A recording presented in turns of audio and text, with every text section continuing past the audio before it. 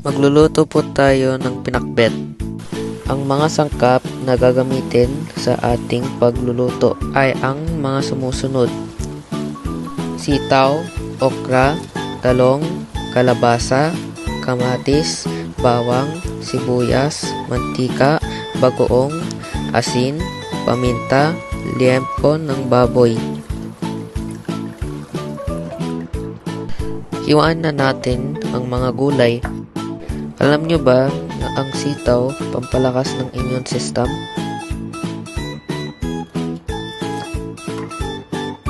Ang okra panlaban sa diabetes at cancer, makaiwas sa sakit sa puso at iba pa.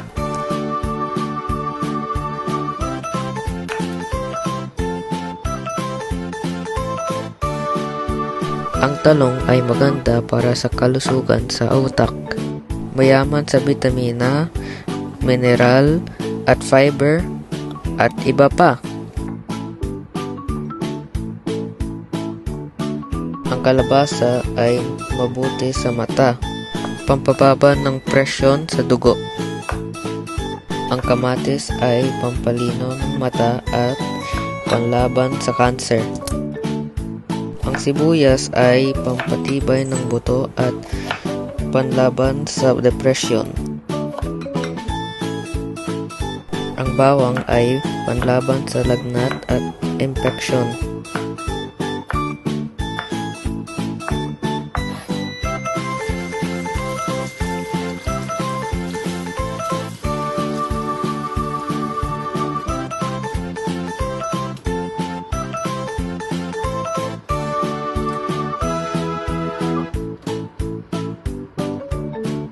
Simulan na natin ang pagluluto.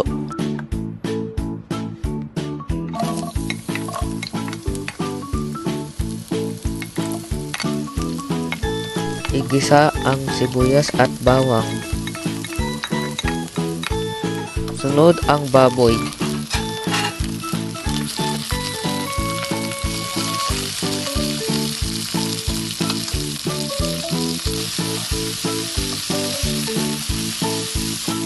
Lagyan ng asin at paminta.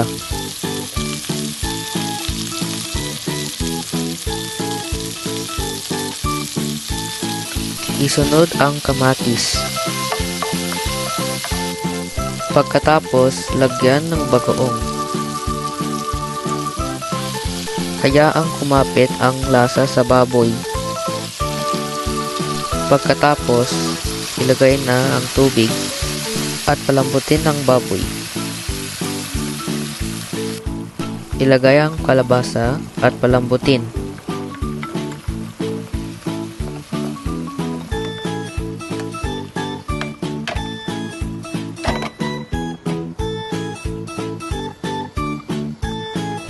Sunod ang talong at takpan.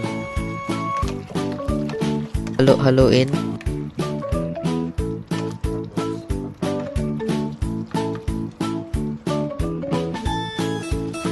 Ilagay ang sitaw at takpan ulit.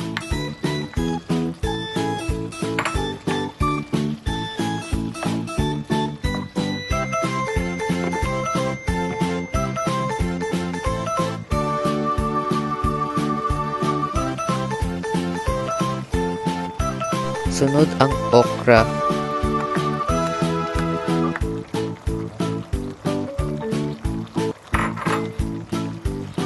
Pwede na natin timplahan ayon sa ating panlasa.